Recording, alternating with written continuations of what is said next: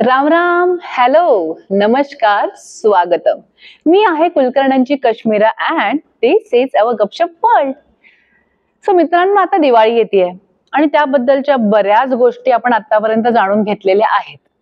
पण धनत्रयोदशी बद्दल राहिलेलंच आहे की. धनत्रयोदशी म्हणजे काय? तर अश्विन महिन्यातील कृष्ण पक्षातला 13वा दिवस म्हणजे धनत्रयोदशी. मग या दिवसाला इतकं महत्व का आहे? तर समुद्र मंथनाच्या वेळी धन्वंतरी देवता या दिवशी प्रगट झाली असं म्हणतात. धन्वंतरी देवता म्हणजे कोण माहितीये का?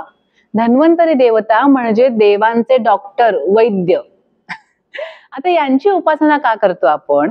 की आपलं आरोग्य नीट राहावं आणि छान व्हावं म्हणून आपण त्यांची उपासना करतो. आपल्या सनातन धर्मात बघा किती योग्य विचार केलेला आहे. म्हणजे फक्त डॉक्टरांची पूजा करा असं नाहीये. यमाची सुद्धा उपासना करायला सांगितलेलं आहे. कारण आपल्याला निरोगी आयुष्याबरोबर दीर्घायुष्य सुद्धा हवं आहे आणि आपलं आयुष्य हे यमाच्या हातात आहे असं म्हणतात ना. त्यामुळे या दिवशी संध्याकाळी आपल्या दारात दक्षिणेकडे तोंड करून कणकेचा दिवा लावला जातो. आता या मागे सुद्धा एक गोष्ट आहे बर का. हेमराजाचा पुत्र 16व्या वर्षी मृत्युमुखी पडणार होता असं भाकीत केलेलं होतं. मग आपल्या मुलाला सगळी सुख मिळावीत म्हणून राजा आणि राणी त्याचं लग्न लावून देतात आणि लग्नानंतर 4थ्या दिवशीच त्याच्या मृत्यूचा दिवस उजाडतो. मग त्या दिवशी सगळ्यांना काळजी वाटते की आता काय करायचं.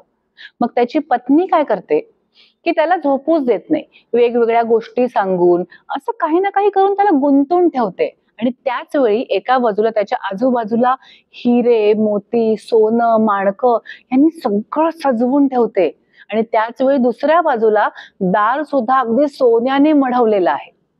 मग आपले यमराज सर्प रूपात तिथे येतात. हे सगळं बघून त्यांची दृष्टी व्यापून जाते आणि मग ते परत निघून जातात असं म्हणतात. त्यामुळे या दिवशी त्याचंच प्रतीक म्हणून आपल्या दारात दक्षिणेकडे तोंड करून दिव्याचा प्रकाश आपण लावूयात आणि यमराजाला प्रसन्न करून घेऊयात.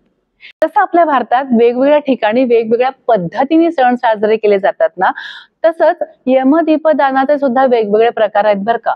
म्हणजे काही जण कणकेचा एक दिवा आपल्या दाराच्या बाहेर दक्षिणेकडे तोंड करून लावतात. काही ठिकाणी 13 दिवे लावतात आणि हा दिवा ठेवल्यानंतर हात जोडून प्रार्थना करायची असते. मृत्यूना पाशदंडाभ्याम कालेन शामयासह त्रयोदशान दीपदानात सूयजा प्रियताम मम. हा श्लोक म्हणून दिव्याला नमस्कार करतात. त्यातले अर्धे दिवे ते सांभाळून ठेवतात आणि अर्धे बाहेर फेकून देतात किंवा नदीला वाहतात आणि काही जण सगळ्याच्या सगळे 12 दिवे वाहून टाकतात. अशी प्रत्येकाची आपापली पद्धत आहे. पण मुख्य काय आहे तर या दिवसाचं महत्व, धन्वंतरी देवतेची पूजा आणि यमदीपदान हे तुम्ही नक्की करा. आणि जर असेच काही प्रश्न असतील तर ते तुम्ही आम्हाला कमेंटमध्ये सांगा बर का. आणि हे आपलं गपशप वर्ल्ड असंच अखंड चालू राहण्यासाठी लाईक, शेअर आणि सबस्क्राईब नक्की करा. भेटू.